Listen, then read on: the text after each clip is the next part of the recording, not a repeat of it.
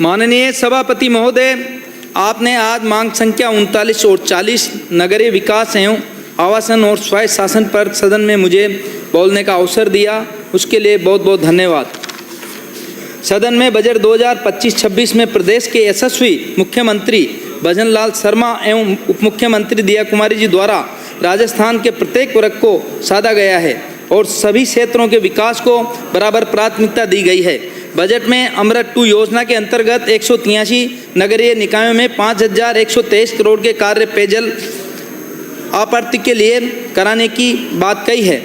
साथ ही नगरीय निकायों में सॉलिड वेस्ट मैनेजमेंट, सीवरेज एवं ड्रेनेज संबंधी कार्य, आवासीय योजनाओं से संबंधित विभिन्न कार्यों के द्वारा सरकार ने बजट के माध्यम से शहरी क्षेत्रों के विकास को गति देने का काम किया है।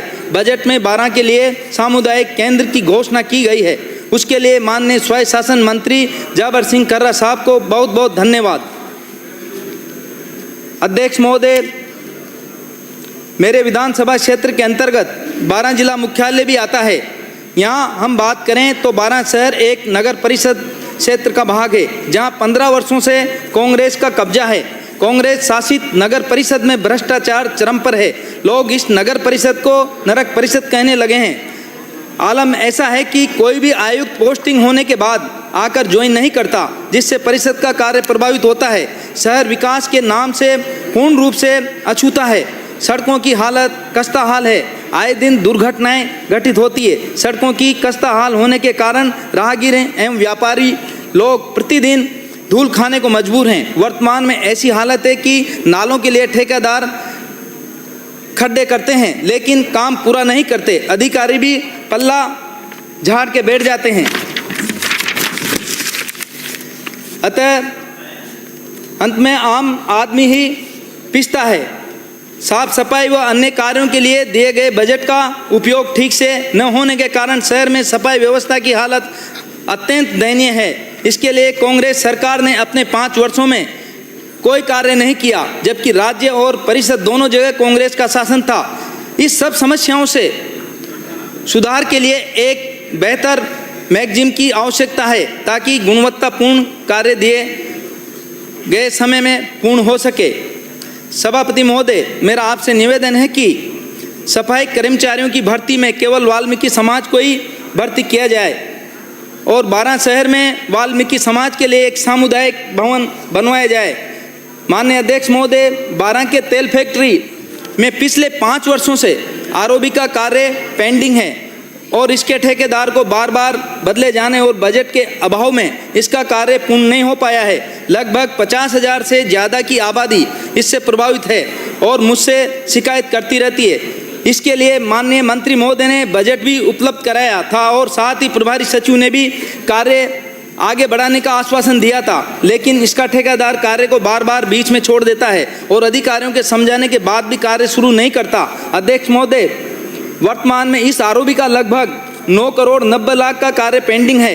ये इसकी कार्यकारी एजेंसी RSRDC को लोन के रूप में रूट सिक्कों से प्राप्त करना है। मेरा सरकार से अनुरोध है कि यह लोन रूट सिक्कों से दिलाया जाए ताकि कार्य जल्द से जल्द पूरा हो सके। साथ ही मेरा अनुरोध है कि ऐसे ठेकेदार जो कार्य को अधूरा छोड़ देते हैं, उनके खिलाफ एक्शन लिया जाए। माननीय सभापति महोदय, कई बार हम देखते हैं कि सड़क बनने के बाद कभी पानी की लाइन के लिए तो कभी सीवरेज की लिए सड़कों को खोद दिया जाता है और पुनः उस गुणवत्ता वाली सड़क का निर्माण नहीं हो पाता। कई बार तो ठेकेदार कार्यों को बीच में ही छोड़ देते हैं। इसके लिए आवश्यक है कि सभी विभागों का आपस में समन्वय हो। जिला कलेक्टर इसकी निगरानी करे ताकि सड़क बनने के पूर्व में ही सीवरेज और बाकी सभी कार्य पूर्ण किए जाएं। इसके साथ ही बीच में काम छोड़ने वाले ठेकेदारों को ब्लैक लिस्ट किया जाए ताकि सरकारी काम बीच में अटके ना रहे।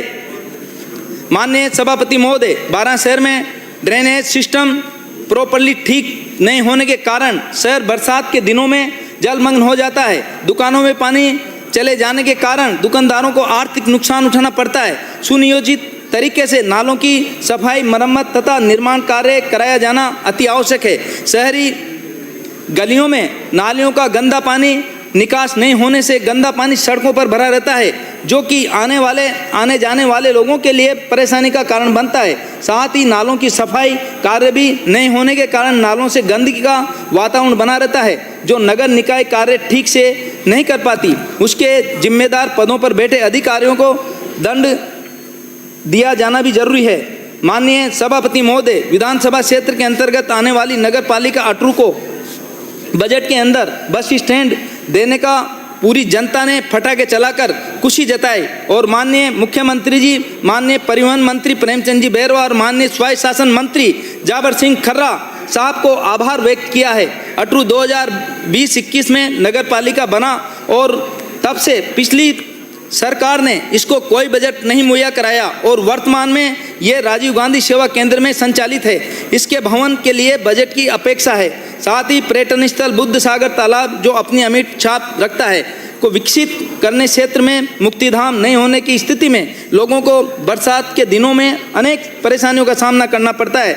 इसके लिए मुक्तिधाम का निर्माण करवाने और आम जनता रास्ते में शादी समारोह कर सके, इसके लिए सामुदायिक केंद्र के निर्माण के लिए सरकार से अनुरोध करता हूं। बजट के माध्यम से 5000 से अधिक आबादी वाले कस्बों में अटल प्रगति पथ और नॉन पैचेबल सड़कों के लिए विधानसभा को 10 करोड़ की सुविधा देने से इस क्षेत्र की सड़कों के निर्माण से जनता को राहत मिलेगी। आदरणीय मुख्यमंत्री जी और पीडब्ल्यूडी मंत्री का इसके लिए हार्दिक आभार। माननीय अध्यक्ष महोदय, हमारे यशस्वी प्रधानमंत्री जी ने देश को स्वच्छ भारत मिशन, प्रधानमंत्री Awas Yojana, smart cities mission, अमृत योजना जैसी कई ऐसी योजनाएं दी जिससे नगरीय विकास को अद्भुत गति मिली। माननीय मुख्यमंत्री जी ने सरकार बनने के साथ ही नगरीय शहरों के विकास के लिए लगातार प्रयास किया है। माननीय मुख्यमंत्री जी और माननीय स्वायत्त शासन मंत्री जी को बजट के माध्यम से राजस्थान के विकास को गति देने के लिए धन्यवाद देता हूँ। मैं नगरीय विकास और स्वायत्त शासन मंत्रालय की मांगों और अनुदानों का समर्थन करता हूं और सरकार से आशा करता हूं कि हमारे क्षेत्र की जरूरतों को भी इस तरह से पूरा किया जाएगा। धन्यवाद सभापति महोदय, मुझे बोलने का